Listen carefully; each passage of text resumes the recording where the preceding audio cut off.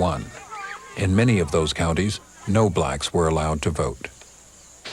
I don't want the Negro, as I have known him and contacted him during my lifetime, as a class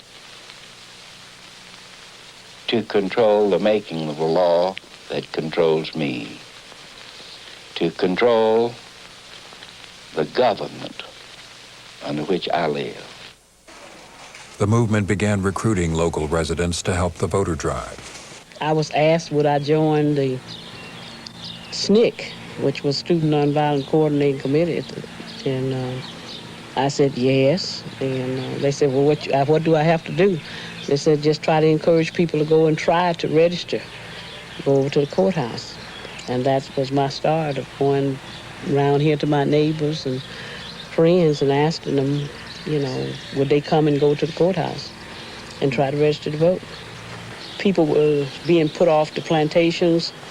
People were threatened. Folks was put in jail just because we wanted people to try to register to vote. Local black organizers had also been murdered. There were few trials, no convictions. Little national attention was paid. But activists pushed on as the state passed new voting laws to make registration more difficult. Registering to vote at that time meant that you filled out a 22-question questionnaire. One of the questions was, interpret any of the 286 sections of the Mississippi Constitution to the satisfaction of the registrar. Now, you have to bear in mind that some of those registrars couldn't read or write, but that didn't matter. They could still determine who should be registered if that person happened to be black, because all whites who attempted to register were registered. In June 1964, SNCC announced Freedom Summer, a statewide voter registration effort. We hope to send into Mississippi this summer upwards of 1,000 teachers, ministers, lawyers, and students from all around the country who will engage in a program designed to open up Mississippi to the country. Most of the students that and people we were bringing in for the summer project were from the large universities, and they were from families who were politicians, bankers, lawyers, and others. And we felt by the fact that bringing in those particular people, that the attention of their parents and relatives from the various different other parts of the country would be on these areas. And by having large numbers of whites in here, is the press, the American public would have much more concern than if there were just a bunch of blacks that were in the state. When the civil rights workers invaded the state in the summer of 1964 to change us, presumably into their own image, they were met with a feeling of some curiosity, but mostly resentment. They fanned out across the state, made a great to-do of breaking up our customs, of flaunting social practices that had been respected by people here over the years. Among the first wave of recruits to arrive in Mississippi was 20-year-old Andrew Goodman of New York City. He traveled with James Chaney, age 21, and Michael Schwerner, age 24, two workers from the Congress of Racial Equality. Sunday, June 21st. On Andy Goodman's first day in Mississippi, the three men drove to investigate the burning of a black Methodist church. The church had been the scene of a civil rights meeting just weeks before.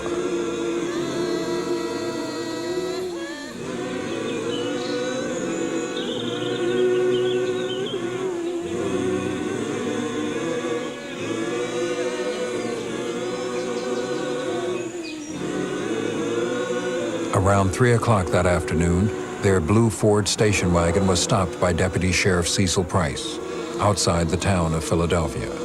The three young men were released by Deputy Price around 10:30 that night. It was then that they disappeared. Within days, the disappearance was national news. President Lyndon Johnson ordered a massive search. 200 sailors from the Naval Air Station in Meridian moved into the Philadelphia area and were joined there by FBI agents. whenever an incident like this happens, and they happen fairly often, although not usually this serious, everyone reacts the same way. They become more and more determined to stay in the state and fight the evil system that people have to live under here. I'm down here because I believe that my freedom is very much entangled with the freedom of every other man, and that if another man's not free, then I'm not free. So I'm fighting for my own freedom here. By early July, the volunteers had arrived in full force.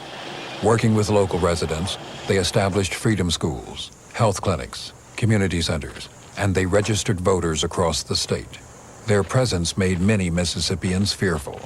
And they would say yes to everything we said.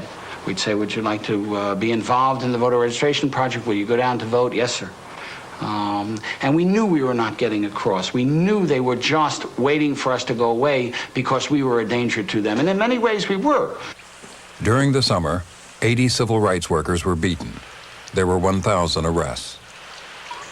Despite the danger, political organizing continued. By night, the schools were used for voter education. By day, children learned everything from the 3 R's to Black history and literature.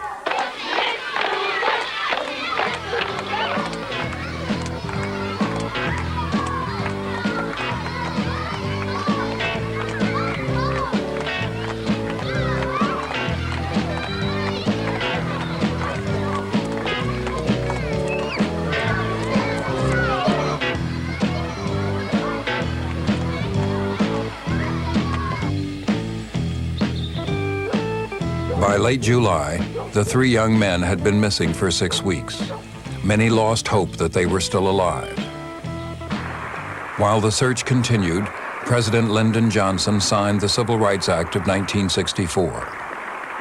The new law increased the federal government's power to ban discrimination in public places, but did little to enforce the voting rights of blacks. On August 4th, on a farm outside the town of Philadelphia, the bodies of Goodman, Cheney, and Schwerner were discovered buried together in an earthen dam. The autopsy reports indicated that the men had been killed by .38 caliber bullets. A later report revealed that James Cheney, the one black victim, had also suffered severe bone and skull fractures.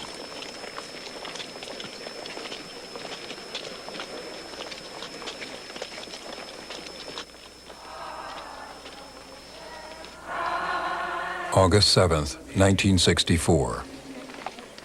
Hundreds gathered in Meridian, Mississippi to mourn James Cheney. Among the mourners was Cheney's 8-year-old brother, Ben.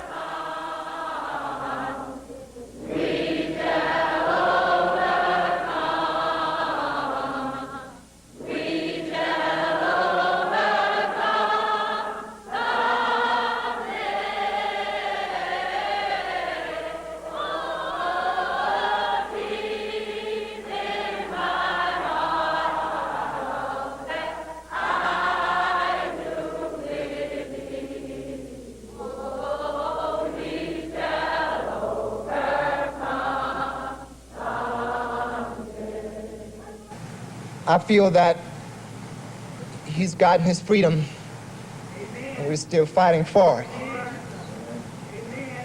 But what I want to talk about right now is the living dead that we have right among our midst, not only in the state of Mississippi, but throughout the nation.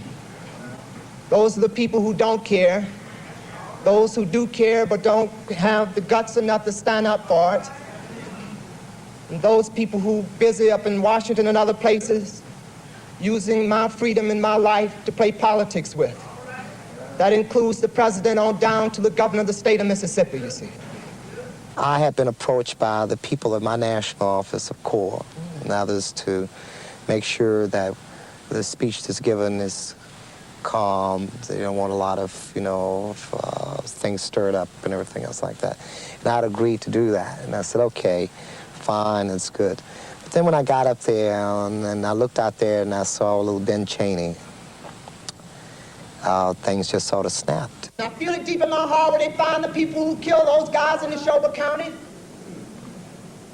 You got to come back to the state of Mississippi and have a jury, all their cousins, their aunts, their